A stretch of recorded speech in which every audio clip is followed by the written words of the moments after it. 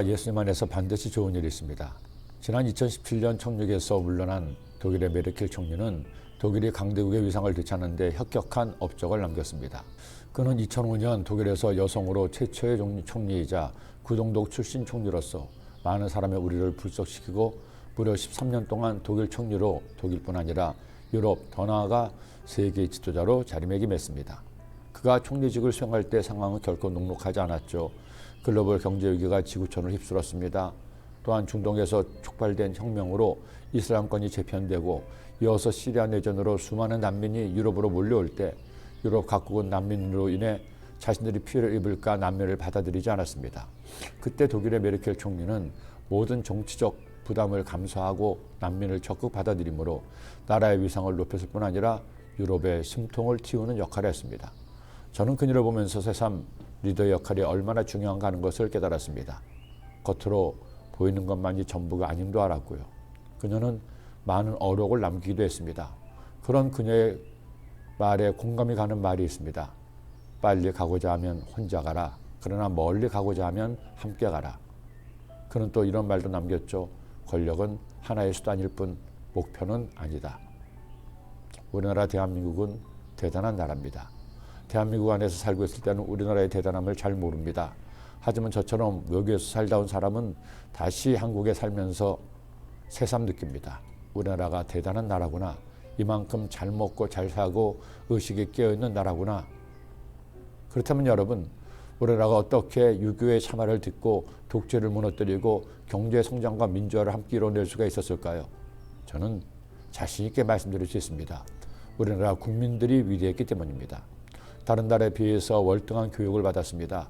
치열한 경쟁을 거치면서 국민 각자의 역량이 다른 나라에 비해 탁월합니다. 그리고 그 어느 나라 사람보다도 열심히 일을 합니다. 거기에 금상첨화로 문화적 역량까지 갖추다 보니 이런 놀라운 성취를 이루어낸 것입니다.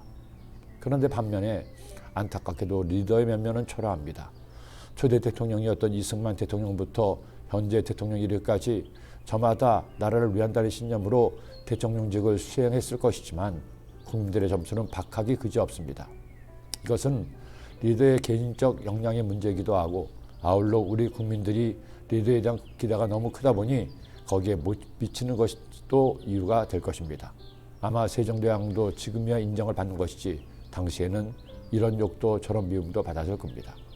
오늘 말씀은 바로 이스라엘의 리더인 왕에 대한 시편입니다. 하나님이 어떤 왕을 원한다고 하나요?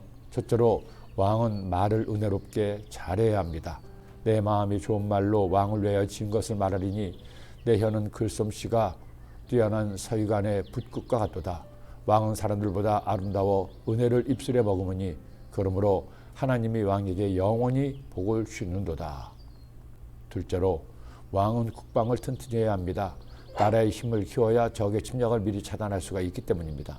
왕의 화살은 날카로워 왕의 원수의 염통을 뚫으니 만민이 왕의 앞에 엎드러지는도다. 셋째로 왕은 성품이 곱고 의로워야 합니다. 왕은 정의를 사랑하고 악을 미워하시니 그러므로 하나님 곧 왕의 하나님이 즐거움의 기름을 왕에게 부어 왕의 동료보다 뛰어나게 하셨나이다. 넷째로 왕은 가정을 잘 돌보아야 합니다. 왕의 아들들은 왕의 조상들을 계승할 것이라 왕이 그들로 온 세계의 근황을 삼으리로다. 우리는 왕은 아닙니다. 대통령도 아니죠. 그러나 우리는 모두 각각의 인생의 리더입니다. 내 인생은 내가 주도하며 사는 겁니다. 남에 의해서 사는 것이 아닙니다.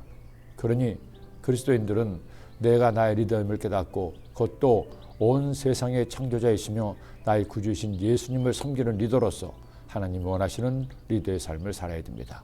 오늘 말씀처럼 내 입술의 말이 은혜롭고 나 자신은 어떤 유혹과 위협에서 더 잘 지켜나가며 공의와 정직으로 살고 가족들을 잘 돌보는 리더가 되시기를 기도합니다. 기도드립니다. 사랑해 주님 감사합니다. 오늘도 주의 말씀을 주시니 이 말씀 마음에 꼭 새겨서 말씀 따라 살아 승리하는 하나님의 자녀가 되게 하여 주옵소서. 예수님의 이름으로 기도드립니다. 아멘.